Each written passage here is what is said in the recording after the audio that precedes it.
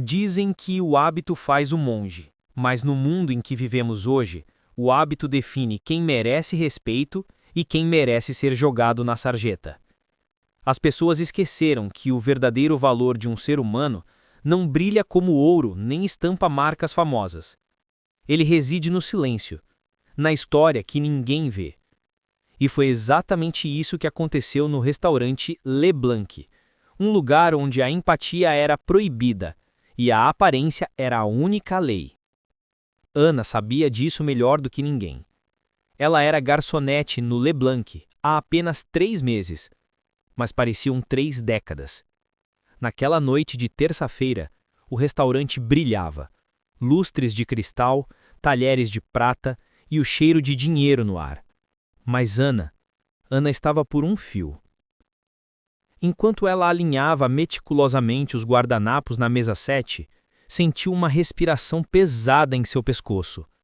Era Ricardo, o gerente. Um homem que sorria para os clientes ricos com a mesma facilidade que humilhava seus funcionários. Ele se inclinou e sussurrou com aquela voz carregada de veneno. Ana, o guardanapo está torto. 2 milímetros. Você quer transformar meu restaurante num boteco de esquina? Eu já te avisei. Sua mãe doente não é desculpa para incompetência. Tenho uma pilha de currículos na minha mesa esperando a sua vaga.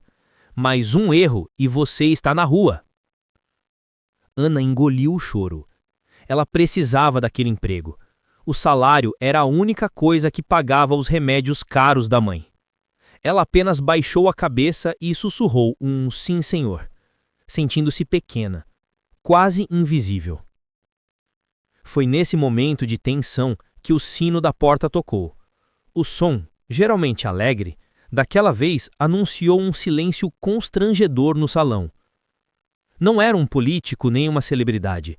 Pela porta giratória entrou uma senhora.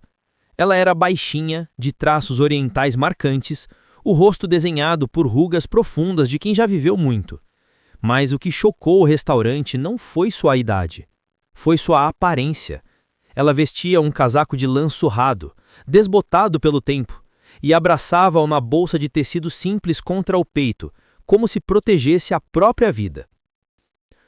O contraste era brutal. Aquela senhora simples no meio de todo aquele luxo parecia um erro, uma mancha num quadro perfeito. Ricardo, o gerente, estalou os dedos para Carlos, outro garçom que adorava bajular o chefe. De longe, Ana viu os dois trocarem olhares de desprezo. Ricardo nem precisou falar alto. O comando era claro. Tire essa mulher daqui antes que ela estrague a vista dos clientes. Carlos marchou até a entrada, estufando o peito como um guarda-corpo de boate. Ele parou na frente da pequena senhora, bloqueando sua passagem. Com a voz alta, propositalmente para envergonhá-la, ele disparou. Ei, senhora! A senhora errou de porta. A sopa dos pobres é 3 ruas para baixo. Aqui é um estabelecimento privado. Não damos esmola. Pode ir saindo. A senhora Sato, piscou os olhos úmidos. Ela parecia confusa, assustada com a agressividade repentina. Ela fez uma leve reverência, um gesto de respeito que Carlos interpretou como submissão. E ela tentou falar, mas as palavras que saíram de sua boca não eram português. Eram sons suaves, rápidos, incompreensíveis para eles. Ela falava japonês. Ela dizia, com a voz fraca, com licença, eu gostaria de comer, por favor. Mas para Carlos e Ricardo aquilo foi a gota d'água. Carlos soltou uma risada debochada, virando-se para o salão como se estivesse num palco. Ah, pronto! Além de mal vestida, não fala a nossa língua. Olha aqui, minha senhora, eu não sei o que você está resmungando, mas nós não queremos comprar nada. Show! Ana assistia a tudo do canto, paralisada. O coração dela batia contra as costelas. Ela via a humilhação no rosto daquela senhora, a forma como ela encolheu os ombros, segurando a bolsa com mais força. A senhora Sato olhou ao redor, buscando um pingo de humanidade nos rostos dos clientes, mas só encontrou risos e olhares de nojo. Algumas pessoas na mesa 3 até pegaram os celulares para filmar a mendiga perdida. Mas a senhora não saiu. Com as mãos trêmulas, ela apontou para uma mesa vazia no canto, perto da cozinha. Ela insistiu em japonês. Tabetai! Quero comer! Mas para Ricardo, aquilo foi a gota d'água. Ele caminhou até ela com passos pesados. A sombra dele cobriu a pequena senhora. Ele não gritou, o que foi ainda pior. Ele usou aquele tom calmo e terrível de quem tem o poder absoluto. Minha senhora, disse ele, olha para este lugar. Um prato aqui custa mais do que a senhora ganha num ano. Nós não vamos servir você. Se não sair em 30 segundos, chamarei a segurança para arrastá-la para fora. A senhora entendeu o tom, se não as palavras. A rejeição é uma linguagem universal. Uma lágrima solitária escorreu pelo rosto dela. Ela baixou a cabeça, derrotada, e começou a se virar para a porta. Foi aí que algo quebrou dentro de Ana. Ela olhou para Ricardo, depois para a senhora. A imagem da própria mãe veio na mente dela. Se fosse a mãe dela perdida em outro país, sendo tratada como lixo, o medo de perder o emprego era avassalador, mas a culpa de não fazer nada era insuportável. Sem pensar, impulsionada por uma coragem que ela não sabia que tinha, Ana gritou: Esperem! O restaurante silenciou. Até a música ambiente pareceu parar. Ricardo girou o pescoço devagar, fuzilando Ana com os olhos. O que você disse, Ana? As pernas de Ana tremiam tanto que ela achou que ia cair, mas ela caminhou até o centro do salão e disse: Ela é uma cliente, senhor Ricardo. A política da casa é servir a todos. Se ela quer uma mesa, nós temos o dever de servir. Ricardo se aproximou de Ana, invadindo seu espaço pessoal, e sibilou só para ela ouvir. Você perdeu o juízo. Olhe para ela. Ela vai pedir um copo d'água e afastar a elite da cidade. Escute bem, Ana. Se você sentar essa mulher numa mesa, considere isso o seu aviso prévio. E tem mais. Se ela não pagar, a conta sai do seu salário inteiro. Era um ultimato cruel. Ana sabia que não podia pagar aquela conta, mas ela olhou para os olhos marejados da senhora Sato e tomou sua decisão. Eu assumo o risco. Ricardo riu, lavando as mãos. Ótimo, mesa 4, a pior mesa. E não espere a ajuda de ninguém na cozinha. O problema é todo seu. Ana guiou a senhora até a mesa isolada. A senhora Sato sentou-se, ainda nervosa, alisando o casaco velho. Ana pegou o cardápio de couro e o entregou. Mas então o verdadeiro problema surgiu. A senhora abriu o cardápio e olhou para as letras como se fossem desenhos abstratos. Ela não sabia ler uma palavra em português. Ela olhou para Ana, desamparada, e suspirou, triste. Ricardo, observando de longe, cruzou os braços com um sorriso vitorioso. Ele sabia que Ana iria falhar. Como ela atenderia alguém que não fala a língua? Era impossível. Mas Ricardo não sabia tudo sobre a vida de Ana. Ele não sabia o que ela fazia nas madrugadas insones, os livros que ela lia, os sonhos que ela tinha antes da pobreza bater na porta. Ana notou um pequeno detalhe na bolsa velha da senhora. Um chaveiro. Um símbolo específico de um templo em Kyoto. Ana sentiu um arrepio na espinha. Ela olhou para os lados, garantindo que Ricardo não estava ouvindo. Inclinou-se perto da senhora e fez algo que mudaria o destino daquela noite. Ana respirou fundo, sorriu docemente e, para choque absoluto da senhora Sato, abriu a boca e não falou português. Em japonês fluente, claro e respeitoso, Ana disse: Irashaimase, nani o meshiagari ni narimasu ka? A senhora Sato arregalou os olhos como se tivesse visto um fantasma. O garfo de um cliente na mesa ao lado caiu no prato com um barulho estridente. Ricardo, lá do balcão, franziu a testa tentando entender que sons eram aqueles. A garçonete que todos achavam que não valia nada, acabava de revelar um segredo. E mal eles sabiam que aquela simples frase em japonês era a chave que abriria uma caixa de segredos muito maior. A senhora Sato não era quem parecia ser, e aquela noite estava apenas começando. O silêncio que se seguiu àquelas palavras em japonês foi ensurdecedor. Foi como se o tempo tivesse congelado dentro do luxuoso restaurante Leblanc. Os clientes, com seus garfos de prata suspensos no ar, olhavam de um lado para o outro, tentando processar o que acabara de acontecer. A garçonete, aquela menina que todos ali tratavam como parte da mobília, estava conversando fluentemente na língua daquela estranha senhora. Para a senhora Sato, aquele som não foi apenas uma pergunta sobre o cardápio, foi um abraço. Foi a primeira vez, em muitas horas de angústia naquela cidade desconhecida, que ela se sentiu humana novamente. As mãos dela, que antes agarravam a bolsa velha com medo, relaxaram. Ela olhou profundamente nos olhos de Ana, e aquela lágrima solitária que escorria em seu rosto se multiplicou. Ela começou a chorar, não de tristeza, mas de um alívio avassalador. A senhora respondeu com a voz embargada, num japonês rápido e emotivo. Você me entende? Eu achei que fosse morrer de fome e vergonha aqui. Ninguém olhava para mim. Obrigada, minha menina. Obrigada. Ana sorriu, segurando as mãos enrugadas da senhora sobre a mesa, ignorando completamente os protocolos de distanciamento do restaurante. Não chore, senhora Sato, respondeu Ana na mesma língua. Aqui, a senhora é minha convidada de honra. Ninguém vai te fazer mal enquanto eu estiver aqui. Ricardo, o gerente, assistia à cena do balcão e seu rosto mudava de cor. Do pálido de choque, passava para um vermelho de fúria. Ele odiava perder o controle. E naquele momento, ele estava completamente fora do comando. Ele não sabia o que elas estavam falando. Elas podiam estar zombando dele, do restaurante, ou planejando um golpe.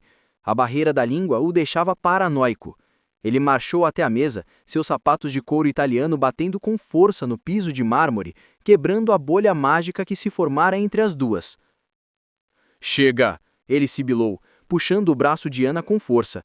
Que palhaçada é essa? Desde quando você fala japonês? E o que você está dizendo para essa mulher? Se você estiver pedindo desculpas em nome do restaurante, eu juro que te demito agora mesmo. Ana se soltou delicadamente, mantendo a compostura, embora seu coração estivesse disparado. Ela sabia que precisava ser estratégica.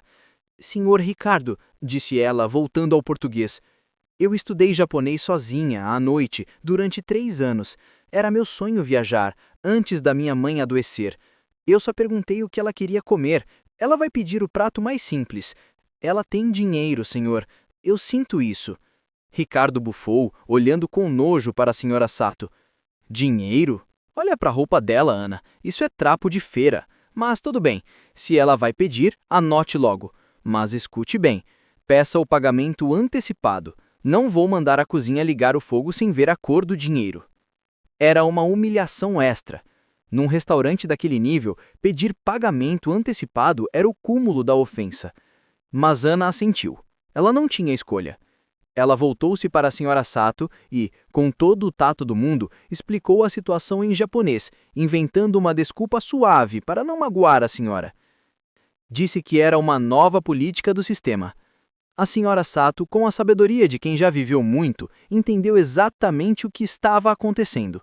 Ela viu o olhar de desprezo do gerente, mas, em vez de se ofender, ela fez algo curioso.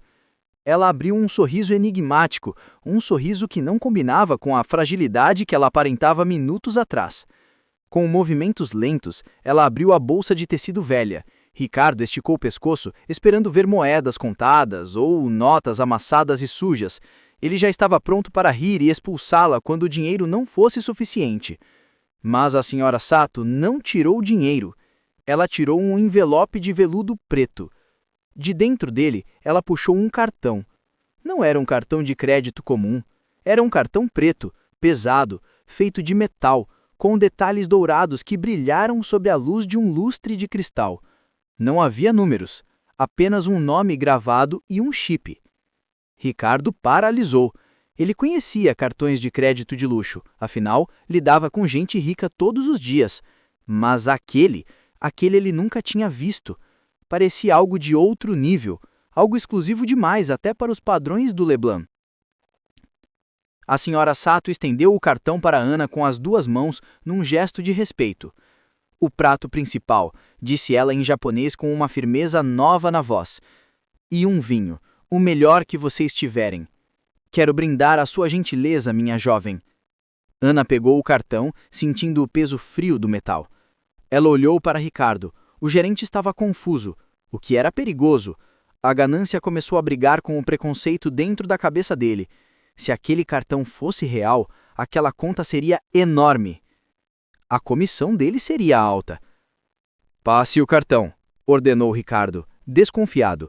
Se a máquina recusar, e eu tenho certeza que vai recusar, eu mesmo chamo a polícia por tentativa de fraude. Ana caminhou até o balcão, sentindo os olhares de todos nas suas costas. A máquina de cartão parecia pesar 1 tonelada. Ela inseriu o cartão de metal. O sistema processou. 1 segundo, 2 segundos. O tempo parecia se arrastar. Aprovado. O recibo saiu. Ricardo, que estava debruçado sobre o ombro de Ana, arregalou os olhos. A transação tinha sido autorizada instantaneamente, sem senha, sem limite. Mas a vitória de Ana durou pouco. Enquanto ela voltava para a mesa, sentindo um pingo de esperança, uma voz estridente cortou o salão. Vinha da mesa 2, a mesa mais nobre onde jantava a senhora Helena, uma socialite conhecida por ser a cliente mais insuportável da cidade. «Ricardo!» gritou a senhora Helena batendo a taça na mesa. «Isso é inaceitável!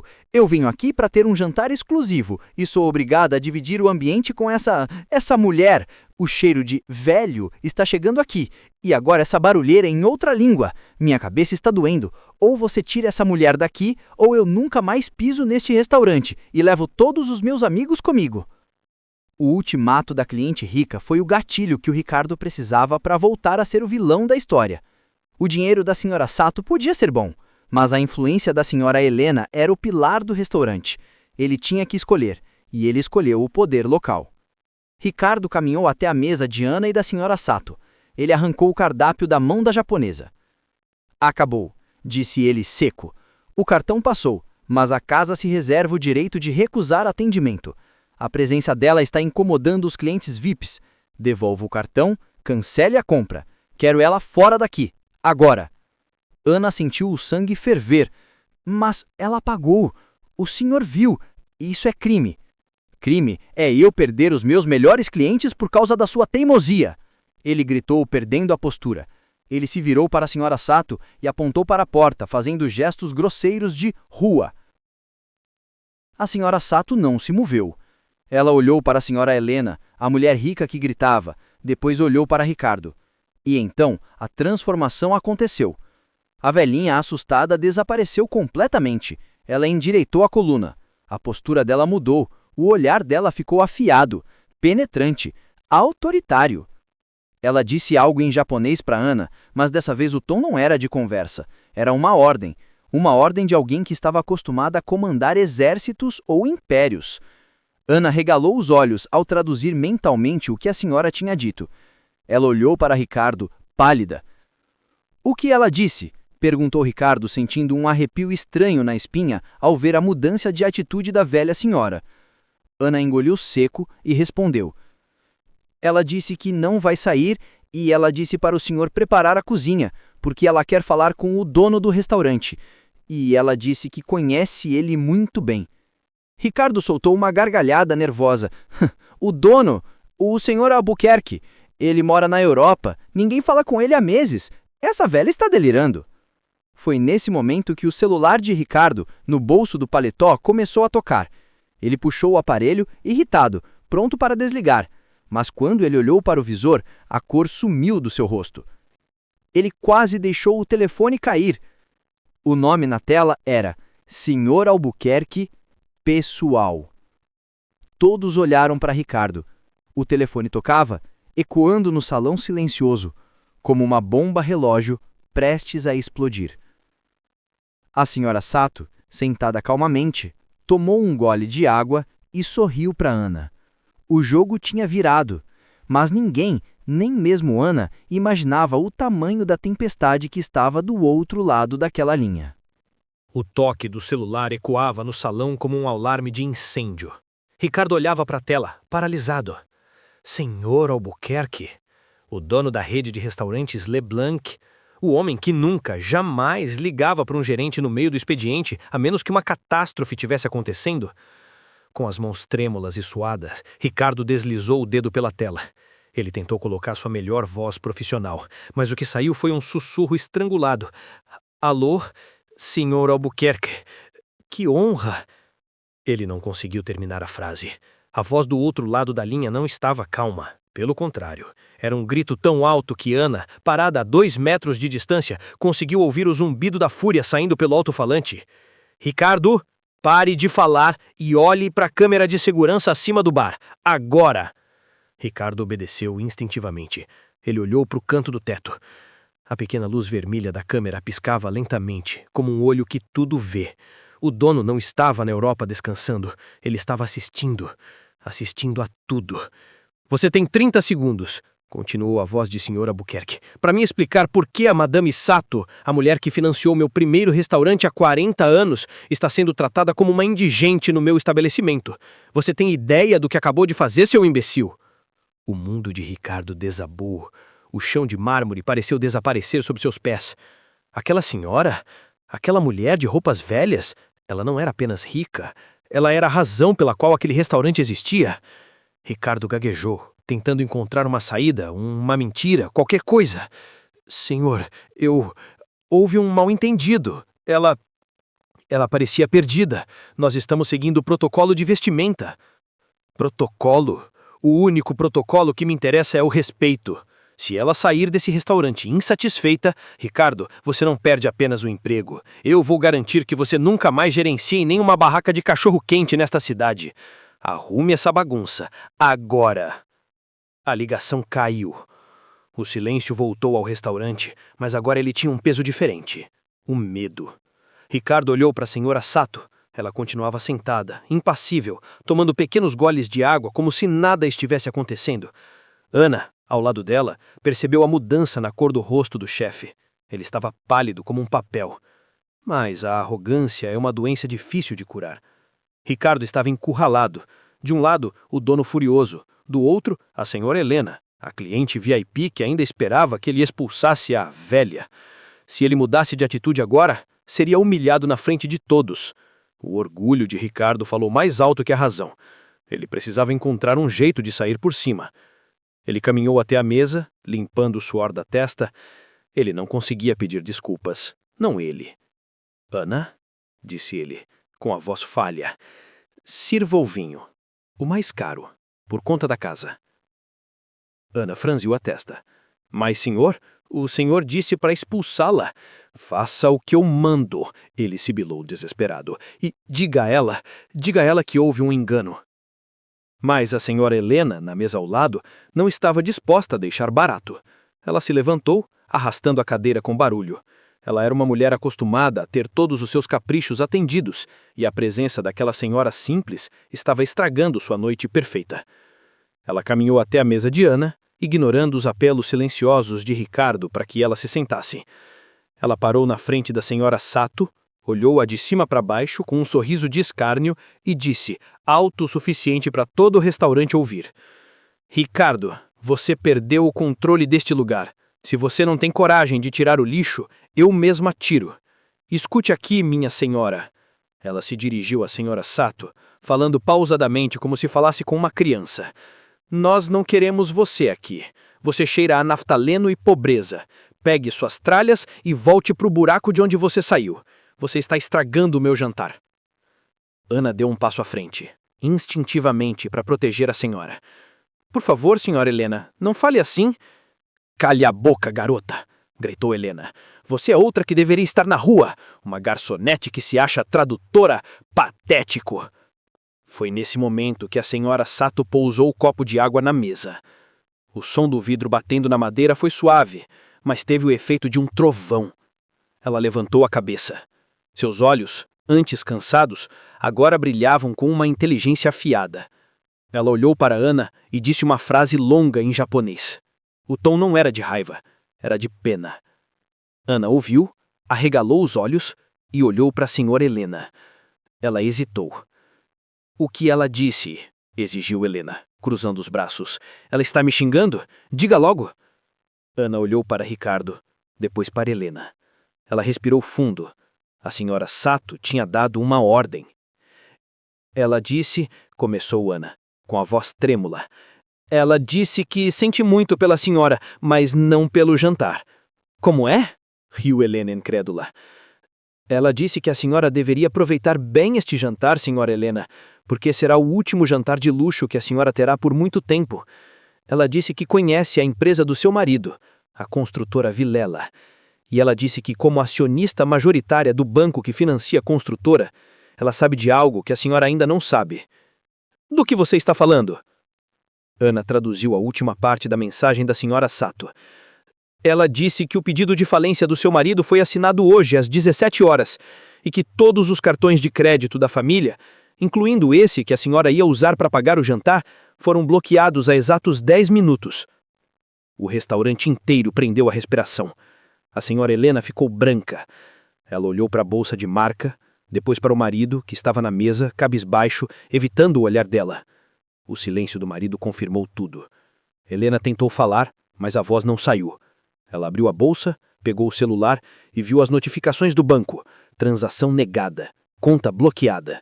O mundo de arrogância daquela mulher ruiu em segundos, destruído por uma frase de uma senhora que ela chamou de lixo. A senhora Sato, com toda a elegância do mundo, fez um gesto para Ana, ignorando a mulher em choque à frente dela. Vinho, por favor, ela pediu em japonês. Ana, sentindo uma mistura de choque e admiração, virou-se para buscar a botalha. Mas Ricardo não estava disposto a aceitar a derrota. O ego dele estava ferido demais. Ele viu a senhora Helena ser humilhada, viu o dono gritar com ele, e a culpa era toda daquela intrusa. A mente de Ricardo, em pânico, criou uma narrativa delirante.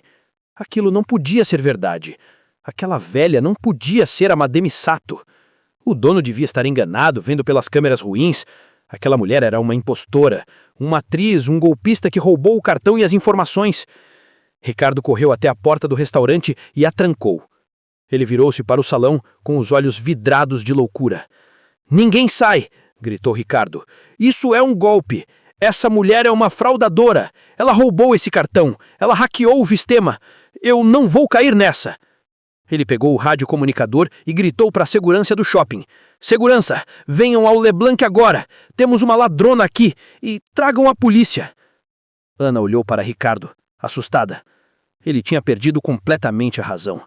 Ele estava chamando a polícia para prender a dona do império. A noite estava longe de acabar e o som das sirenes já começava a ser ouvido ao longe, aproximando-se como o presságio de um destino fatal. Ricardo achava que a polícia seria sua salvação, mas mal ele sabia que estava abrindo as portas do inferno para si mesmo. As sirenes não eram apenas um som ao longe, elas eram um grito rasgando a noite. As luzes vermelhas e azuis das viaturas começaram a girar contra as janelas de vidro do Leblanc, pintando o salão luxuoso com as cores do perigo.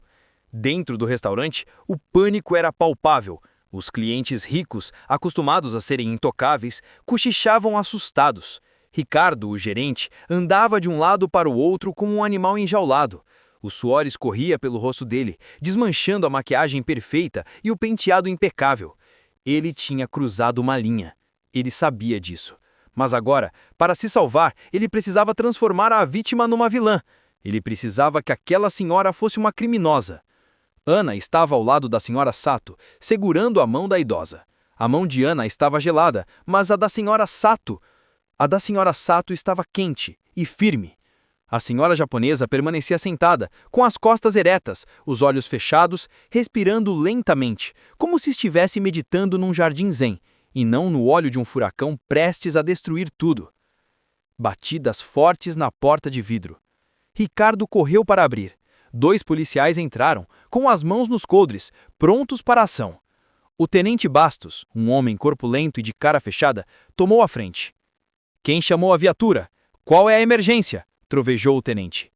Ricardo imediatamente assumiu o papel de vítima. Ele juntou as mãos, fez uma expressão de terror e apontou um dedo trêmulo para a mesa do fundo. Graças a Deus vocês chegaram, tenente. É ela, aquela mulher ali.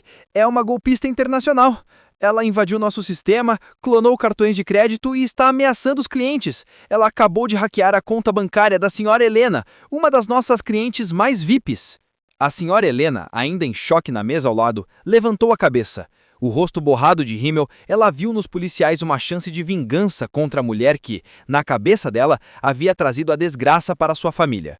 É verdade! Gritou Helena, histérica. Essa bruxa fez alguma coisa! Meu marido faliu no momento em que ela entrou aqui! Ela é uma ladra! Prendam essa mulher! O tenente Bastos olhou para a senhora Sato. O que ele viu não batia com a descrição de uma hacker perigosa. Ele viu uma senhora frágil, vestida com roupas humildes, bebendo água. O preconceito, porém, é uma arma rápida. Para o tenente, a história de Ricardo fazia sentido. Uma pessoa pobre num lugar de luxo só podia estar ali para roubar. O policial marchou até a mesa. O barulho de suas botas pesadas silenciou o restaurante. A senhora, disse o tenente com a voz grossa. Levante-se. Mãos onde eu possa ver. A senhora está detida para averiguação. Ana se jogou na frente da senhora Sato, criando um escudo humano. Não! O senhor não pode fazer isso. Ela não fez nada. Ela é a vítima aqui. O Ricardo está mentindo porque é preconceituoso. Ela pagou a conta. O cartão dela passou. O dono do restaurante ligou e disse que ela é importante. Ricardo, vendo que sua mentira podia ruir, interveio gritando. Não ouça ela, tenente. Essa garçonete é cúmplice. Elas estavam conversando em outra língua, num código estranho. Elas planejaram isso juntas. Leve as duas! Cúmplice. O tenente franziu a testa, olhando para Ana. Saia da frente, garota, ou você vai sair daqui algemada por obstrução de justiça. O tenente estendeu a mão para agarrar o braço da senhora Sato. Foi nesse milésimo de segundo que o tempo parou novamente. A senhora Sato abriu os olhos. Eram olhos escuros, profundos, que carregavam uma autoridade que nenhum uniforme policial poderia comprar. Com um movimento suave, mas extremamente rápido, ela colocou a mão sobre o pulso do tenente. Não foi o gesto de agressão, foi o gesto de comando. Ela olhou fixamente para o policial e com a outra mão retirou algo de dentro do casaco. Não era uma arma, não era um celular, era um passaporte, mas não um passaporte comum. A capa era de um vermelho escuro, com o crisântemo imperial do Japão estampado em dourado. E junto com o passaporte, ela entregou um cartão de visita branco, com apenas um número de telefone e um brasão em relevo, o brasão da embaixada. Ela estendeu os documentos para o tenente e disse apenas uma palavra em japonês, mas que soou como um trovão. Yomi. O tenente Bastos, confuso, soltou o braço dela e pegou os documentos. Ele abriu o passaporte. Ele leu o nome. Depois ele olhou para o cartão. A cor do rosto do policial mudou instantaneamente.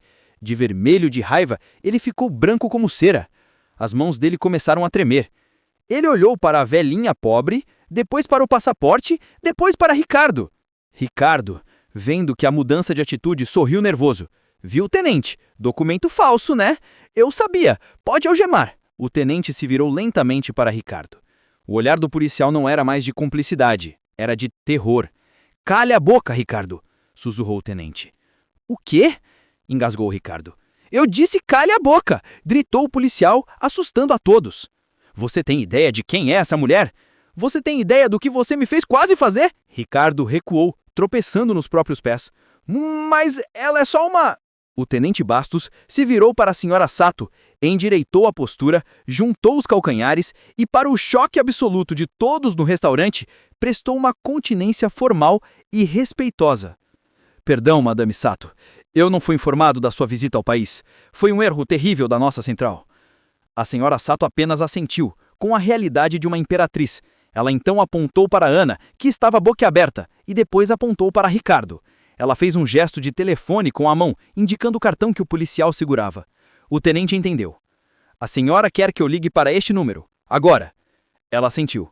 O tenente pegou o rádio da viatura, mas a senhora Sato negou com a cabeça. Ela apontou para o telefone fixo do balcão do restaurante. Ela queria que todos ouvissem. O policial caminhou até o balcão, pegou o telefone e discou o número do cartaz. Colocou no viva-voz, a pedido de um gesto da senhora, o telefone tocou uma vez. 2 vezes.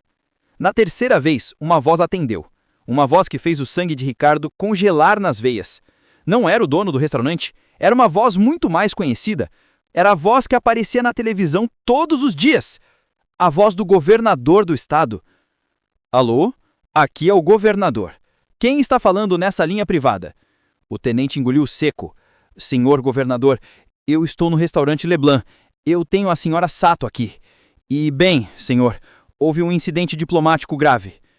Do outro lado da linha, houve um silêncio mortal. E então o governador falou com uma calma terrível. Incidente? Tenente, escute bem. A senhora Sato não é apenas uma bilionária. Ela é a chefe da delegação comercial que vai decidir se a fábrica de carros elétricos de 5 bilhões de dólares vem para o nosso estado ou vai para o vizinho. Se ela foi maltratada, se alguém encostou um dedo nela, eu quero nomes agora. O tenente olhou para Ricardo. Ricardo olhou para a porta trancada. Não havia saída. Mas a senhora Sato ainda não tinha terminado. Ela se levantou da cadeira. A fragilidade sumiu completamente. Ela caminhou até o centro do salão, parou na frente de Ana e, pela primeira vez na noite, olhou para todos os clientes, para a senhora Helena, falida, para Ricardo, aterrorizado, e abriu a boca para falar. E o que ela disse a seguir, em um português com um sotaque forte, mas perfeitamente compreensível, foi o golpe final que derrubaria aquele castelo de cartas de uma vez por todas. O som da respiração de Ricardo era a única coisa que se ouvia naquele salão. O tenente Bastos segurava o telefone como se fosse uma granada sem pino, com o governador ainda na linha, aguardando ordens. Mas ninguém olhava para o policial. Todos os olhos estavam fixos na pequena senhora no centro do salão. Ela limpou a garganta, e então aquela voz que todos achavam muda para o idioma local, ecoou com uma clareza assustadora. Vocês, começou ela, com um sotaque carregado, mas firme. Vocês acham que o dinheiro é um escudo. Vocês acham que o terno caro esconde a alma pequena. Eu vim aqui hoje para lembrar que o dinheiro não compra classe. E não compra honra. Ricardo abriu a boca para falar, mas a senhora Sato levantou um único dedo, e ele se calou imediatamente. O poder dela preenchia o ambiente. Ela se virou lentamente para a senhora Helena, a mulher que a havia chamado de lixo e que agora tremia segurando o celular com a conta bancária bloqueada. Senhora Helena, disse Madame Sato, olhando-a nos olhos. O seu marido não faliu por azar. Ele faliu porque tentou desviar dinheiro do meu banco. Eu sou a presidente do Conselho do Banco Asiático Global. O dinheiro que construiu a vida de luxo que você exibe era meu. E eu o tomei de volta hoje. Helena caiu sentada na cadeira, chorando copiosamente. A humilhação era pública e total. A mulher que ela desprezara era a dona do seu destino. Mas a Madame Sato ainda não tinha terminado. Ela gerou o corpo e encarou o Ricardo. O gerente estava encostado na parede, suando frio, parecendo encolher a cada segundo. E você, disse ela com um desprezo gelado. Você é o pior tipo de pobre. O pobre de espírito. Você tratou essa menina, ela apontou para Ana, como se ela fosse sua escrava, e me tratou como um animal. Você disse que este restaurante não era para o meu tipo. Você tem razão. Ela fez uma pausa dramática. Este lugar é pequeno demais para mim, mas é o tamanho exato para a justiça. Madame Sato estendeu a mão para o tenente Bastos e pediu o telefone. O tenente entregou o aparelho rapidamente. Governador, disse ela ao telefone. Madame Sato, estou aqui. A voz do político tremeu no viva voz. O que a senhora deseja? Quer que eu mande fechar o restaurante? Quer que eu prenda o gerente? Não, respondeu ela calmamente. Eu quero falar com o dono, o senhor Albuquerque. Conecte-o na linha agora. Eu sei que o senhor tem um número pessoal dele. Imediatamente, madame. Houve alguns segundos de espera. Ricardo aproveitou esse momento para tentar uma última cartada desesperada. Ele se jogou aos pés da senhora Sato, literalmente de joelhos no chão de mármore. Com as luzes da viatura desaparecendo na noite, levando Ricardo e seus gritos para longe, uma quietude estranha tomou conta do Leblanc. Não era mais o silêncio do medo, era o silêncio da expectativa. Todos os garçons, cozinheiros e auxiliares saíram das sombras, formando um semicírculo hesitante ao redor da mesa onde Ana e a Madame Sato estavam. Entre eles estava Carlos, o garçom que havia zombado da senhora na entrada. Ele tremia tanto que os talheres no bolso do seu avental tintilavam. A Madame Sato soltou as mãos de Ana e olhou ao redor. O restaurante agora era dela. Ela endireitou o casaco velho, que agora parecia um manto real aos olhos de todos, e disse com voz clara: "Este lugar está podre, não a comida, mas a energia. E para limpar a podridão, precisamos de sangue novo." Ela se virou para Ana. A jovem garçonete ainda estava processando o turbilhão dos últimos 30 minutos. "Ana", disse a Madame Sato, "você me ouviu ao telefone. Eu comprei este lugar. Mas eu moro em Tóquio. Eu não tenho tempo para gerenciar um restaurante no Brasil. Eu preciso de alguém em quem eu confie. Alguém que tenha olhos para ver o ser humano, e não apenas a carteira." Ana piscou, confusa. "A senhora vai contratar um novo gerente? Eu posso ajudar a treinar." A Madame Sato riu, um som leve e genuíno. "Minha querida, você não entendeu. Eu não vou contratar ninguém de fora. O cargo é seu." Ana deu um passo para trás, quase tropeçando. "Meu? Gerente? Mas, madame, eu sou só uma garçonete. Eu não tenho faculdade de administração. Eu não sei lidar com fornecedores, com finanças." "Técnica se aprende. Caráter, não. O Ricardo tinha técnica, tinha experiência, e olha onde ele está agora, na parte de trás de uma viatura. Você teve coragem de defender uma estranha contra o seu próprio chefe. Isso é liderança, Ana. A partir de agora, você é a gerente geral do Leblanc. E o seu salário? Bom, digamos que ele será 10 vezes maior do que o que ganhava servindo mesas." Ana inspirou. 10 vezes mais. Isso significava que ela poderia pagar a cirurgia da mãe. Isso significava que elas não perderiam a casa. O peso do mundo saiu das costas dela naquele instante. Mas a Madame Sato não deixou o momento ficar apenas na emoção. Ela era uma mulher de negócios. "Aceite o cargo depois, Ana. Agora você tem seu primeiro teste. Olhe para eles. Um líder precisa saber perdoar, mas também precisa saber cortar a raiz do mal. Aquele homem ali", ela apontou diretamente para o Carlos. "Ele riu de mim, ele me mandou para a sopa dos pobres. O que você vai fazer com ele, Ana? A decisão é sua. Se você quiser que ele fique, ele fica. Se quiser que ele saia, ele sai. Agora." Todos os olhares se voltaram para Ana. Carlos, suando frio, deu um passo à frente. "Ana, Aninha, puxa, a gente é colega há meses, né? Você sabe que eu só estava seguindo ordens do Ricardo. Ele me obrigava a ser duro. Eu tenho filhos também, Ana. Por favor, não faz isso comigo. Eu serei o melhor garçom que você já viu." Ana olhou para Carlos. Ela lembrou de todas as vezes que ele deixava ela sozinha para limpar o salão enquanto ia fumar. Lembrou como ele roubava as gortipas das mesas dela. E lembrou principalmente da crueldade nos olhos dele quando expulsou a senhora Sato. Ana respirou fundo. O poder estava em suas mãos. Ela podia se vingar. Ela podia humilhá-lo como ele fez com a senhora. Mas Ana olhou para Madame Sato e entendeu a lição. "Carlos", disse Ana, com uma voz calma que ela nunca tinha usado antes, "eu não vou gritar com você, e nem vou te humilhar na frente dos clientes." Carlos sorriu, aliviado. "Obrigada, Ana, eu sabia que você era boazinha." "Mas você não pode ficar aqui", completou Ana firme. "O Leblanc vai mudar. Nós vamos servir excelência, mas vamos servir com humanidade. E você sente prazer em diminuir os outros. Eu não posso ensinar empatia para quem não tem coração. Pegue suas coisas. O RH vai acertar seus dias trabalhados amanhã. Você está demitido." O sorriso de Carlos desapareceu. Ele tentou argumentar, mas Ana apenas sustentou o olhar. Não houve gritos, apenas a autoridade tranquila de quem sabe o que é certo. Carlos baixou a cabeça, tirou o avental, jogou sobre uma cadeira e saiu pela porta dos fundos, derrotado pelo próprio veneno. A Madame Sato bateu palmas, lenta e suavemente. "Excelente! Você passou no teste." A japonesa então se levantou. O restaurante estava sob controle. A equipe restante olhava para Ana com um novo respeito. Não medo, mas respeito. "Agora, Ana", disse a Madame Sato, pegando sua bolsa de tecido velha. "O restaurante é sua preocupação agora, mas eu tenho um problema meu, e preciso da sua ajuda para resolvê-lo. É o verdadeiro motivo da minha viagem ao Brasil, e envolve algo muito mais valioso do que comida ou dinheiro." Ana franziu a testa. "O que é, madame?" A senhora Sato suspirou, e a idade parecia pesar sobre ela novamente.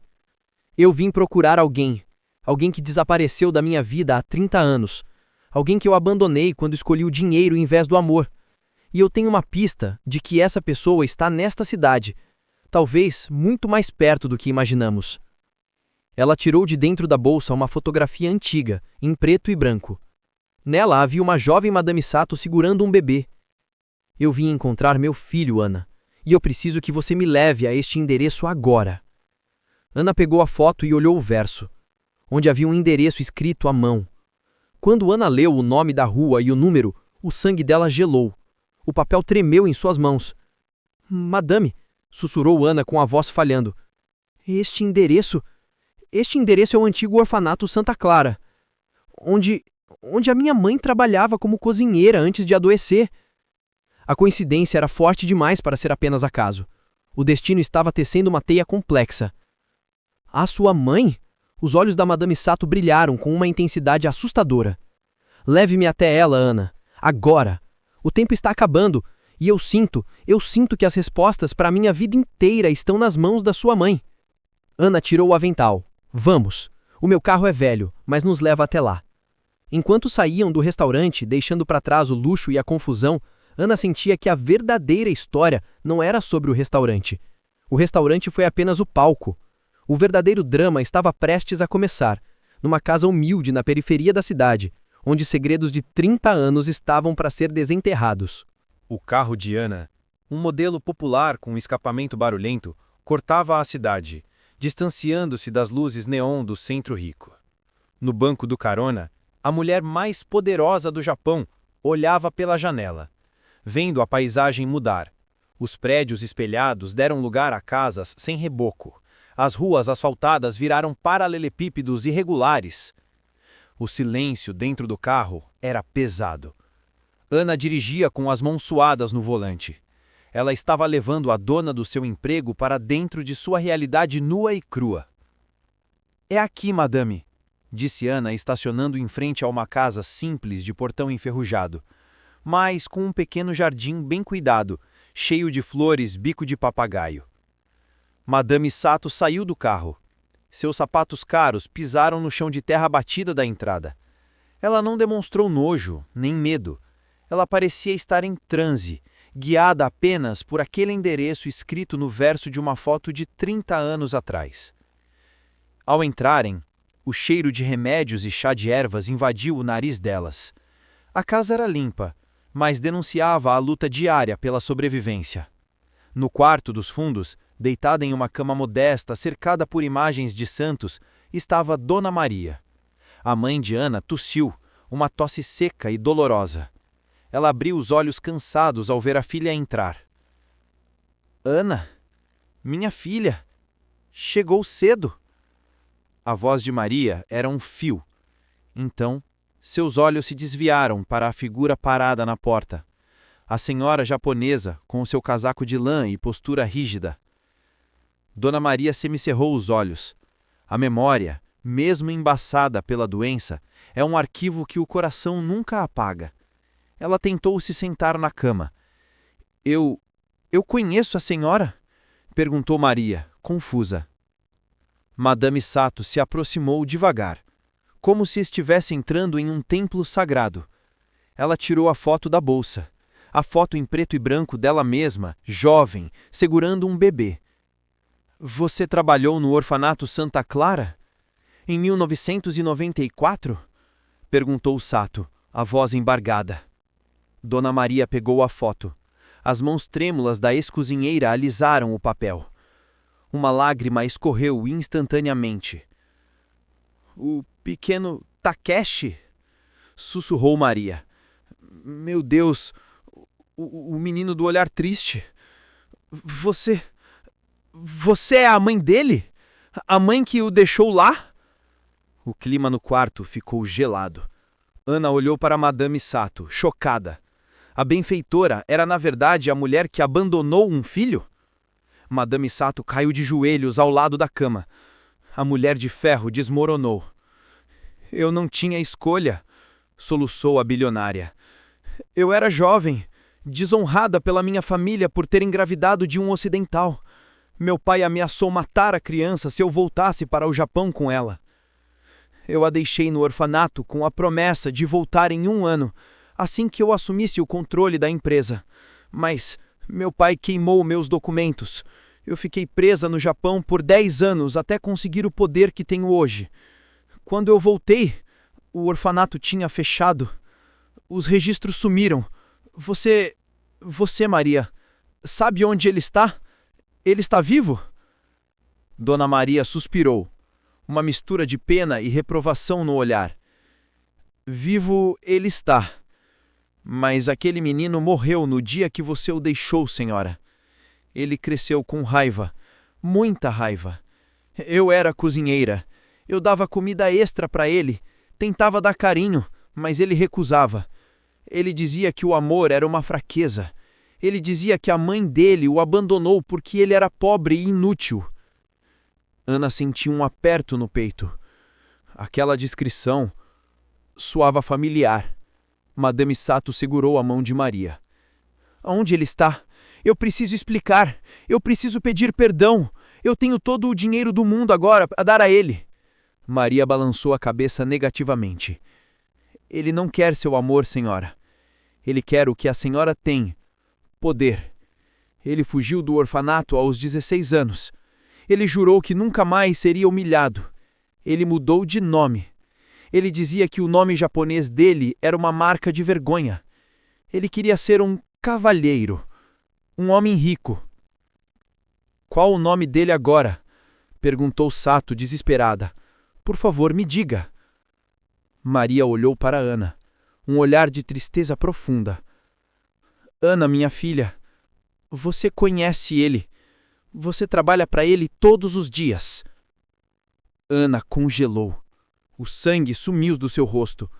As peças do quebra-cabeça começaram a se encaixar de uma forma horrorosa. A obsessão pela aparência, o ódio por tudo que parecesse pobre, a necessidade doentia de se sentir superior aos outros, o desprezo pela cultura oriental que ele chamava de estranha, mesmo tendo traços que ele tentava esconder com cirurgias e maquiagem. Não, sussurrou Ana, recuando. Não pode ser. Madame Sato olhou para Ana, sem entender. Quem? Quem é ele? Dona Maria fechou os olhos e revelou a verdade que destruiria a alma daquela mãe. O nome que ele escolheu foi Ricardo. Ricardo Silva, o gerente do restaurante onde minha filha trabalha. O grito que Madame Sato deu não era humano. Foi um uivo de dor pura. Ela levou as mãos à boca, os olhos arregalados de horror. Ricardo? Ela gaguejou.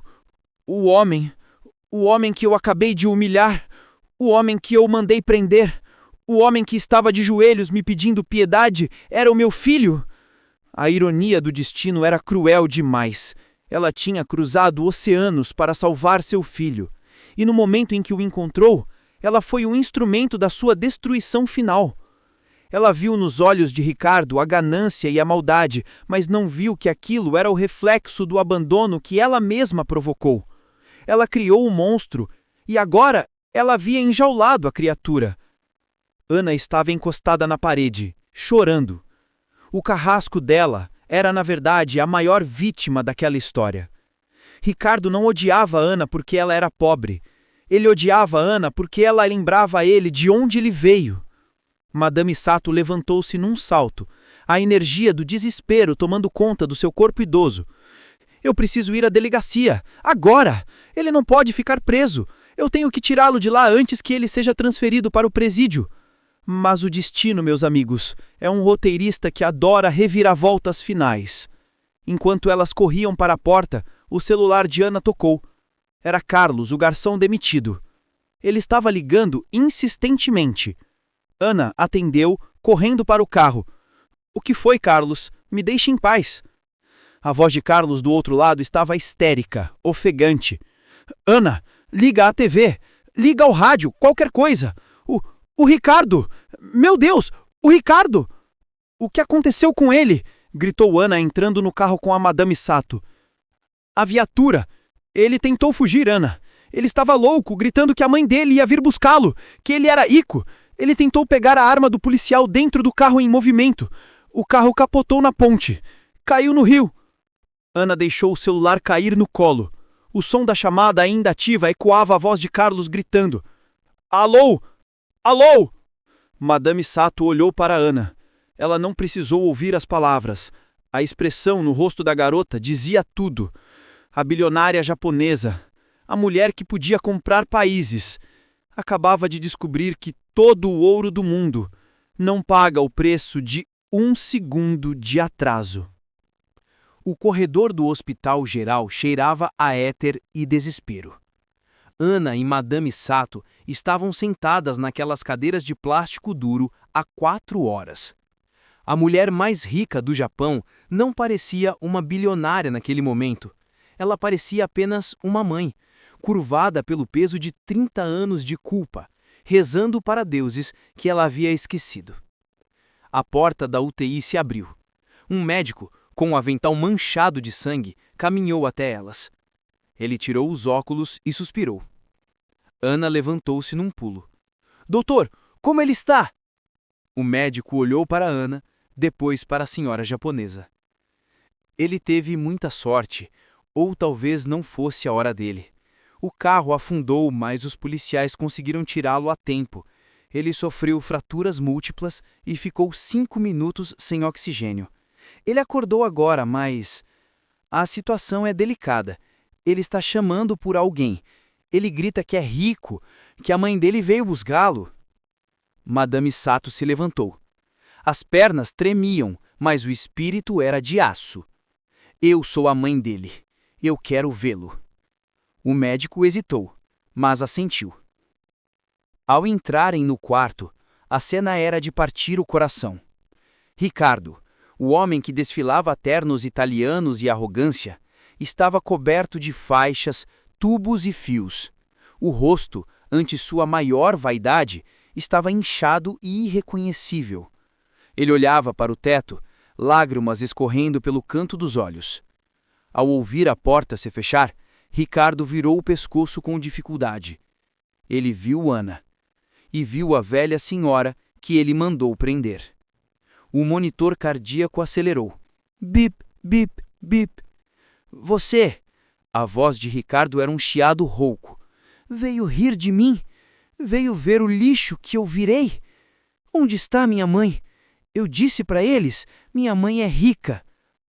Madame Sato caminhou até a lateral da cama. Ela não sentia raiva, ela só sentia uma dor infinita. Ela pegou a mão enfaixada de Ricardo, a mesma mão que havia apontado o dedo para expulsá-lo do restaurante. Ricardo, disse ela suavemente, a sua mãe está aqui.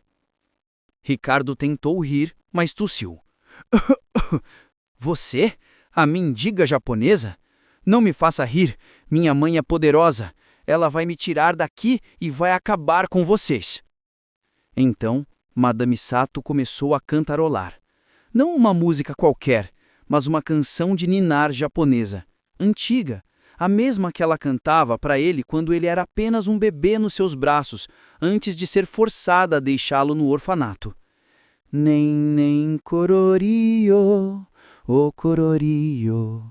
Os olhos de Ricardo se arregalaram.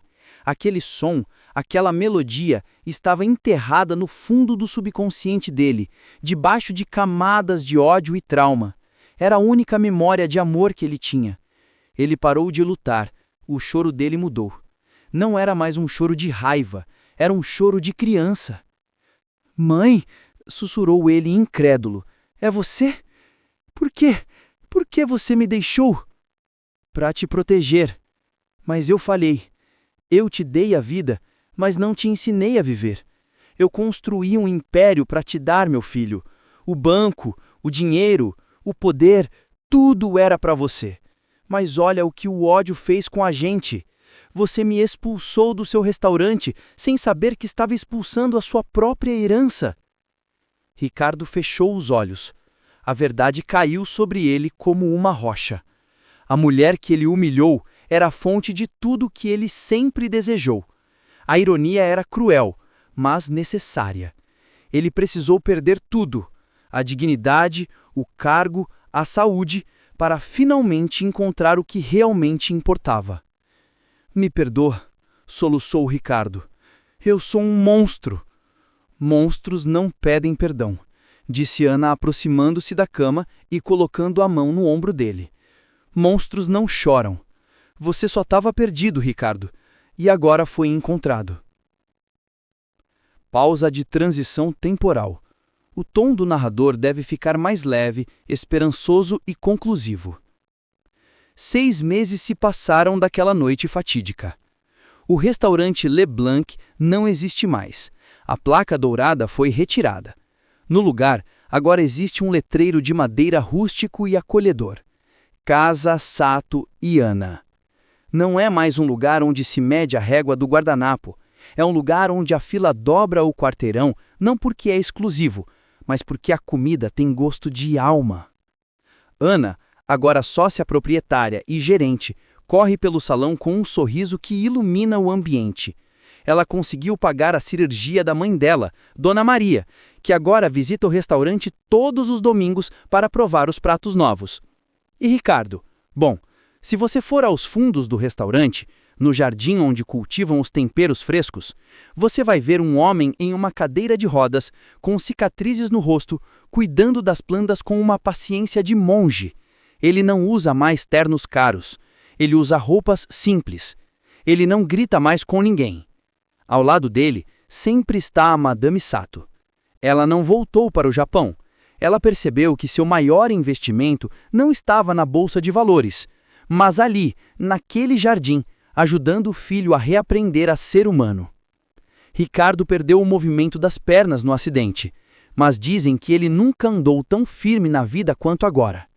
A história de Ana, Ricardo e Madame Sato nos ensinam uma lição brutal e bela. O mundo dá voltas. A mão que você recusa segurar hoje pode ser a única que vai te puxar do abismo amanhã. Não julgue o livro pela capa e nunca, jamais, subestime o poder de um ato de caridade, porque no fim das contas, a única riqueza que a gente leva dessa vida é o amor que a gente plantou. E você? Já julgou alguém pela aparência e se arrependeu depois? Ou já foi julgado injustamente? Essa história tocou o seu coração?